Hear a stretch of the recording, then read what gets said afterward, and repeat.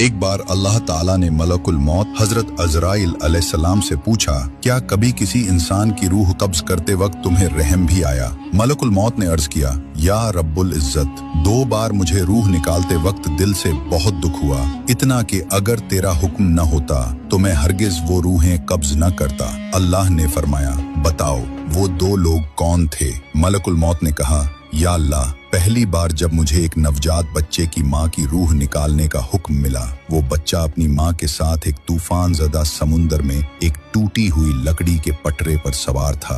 दोनों बेबस और बेसहारा थे। उस वक्त उस मासूम बच्चे का इस पूरी कायनात में सिर्फ एक ही सहारा था, उसकी माँ। और वो बच्चा माँ के दूध के लिए तरस रहा था, भूखा प्यासा लाचार। तब मुझे हुक्म मिला कि उस बच्चे की माँ की रूह कब्ज कर लूं। या रब, उस लम्हे दिल फट गया, उस मासूम पर बेपनाह रहम आया। और दूसरा वाकया एक बादशाह का था। उसने शौक और आरजू से एक शहर बनवाया था, इतना शानदार कि पूरी दुनिया में वैसा शहर कहीं और नहीं था। जब वो बादशाह अपने उस नए शहर का दीदार करने पहुंचा और उसका पहला कदम शहर के दरवाजे में पड़ा, तो मुझे हुक्म हुआ, उसकी जान निकाल लो। उस वक्त मुझे बहुत रोना आया। मेरे दिल में ये ख्याल आया कि इस बादशाह ने कितनी तमन्नाएं और हसरतें इस दिल में पाली होंगी, कितना कुछ सोचकर ये शहर बनवाया होगा, और अब वो सब अधूरा ही रह जाएगा। अल्लाह ताला ने मुस्कुराते हुए फरमाया, अजराइल, तुम्हें ये जानकर ताज्जुब होगा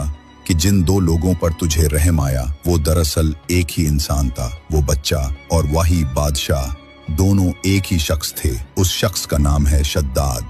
हमने उसे समुंदर के तूफानों में भी माँ के बगैर महफूज रखा, उसे जिंदा रखा, पाला पोसा, उसे दौलत और शान और शौकत की बुलंदियों तक पहुंचाया। लेकिन जब वो ताकत और दौलत के इस मकाम पर पहुंचा तो उसने हमारी बंदगी छोड़ दी, घमंड और तकब्बुर करने लगा, और आखिरकार उसने अपनी सजा पाई।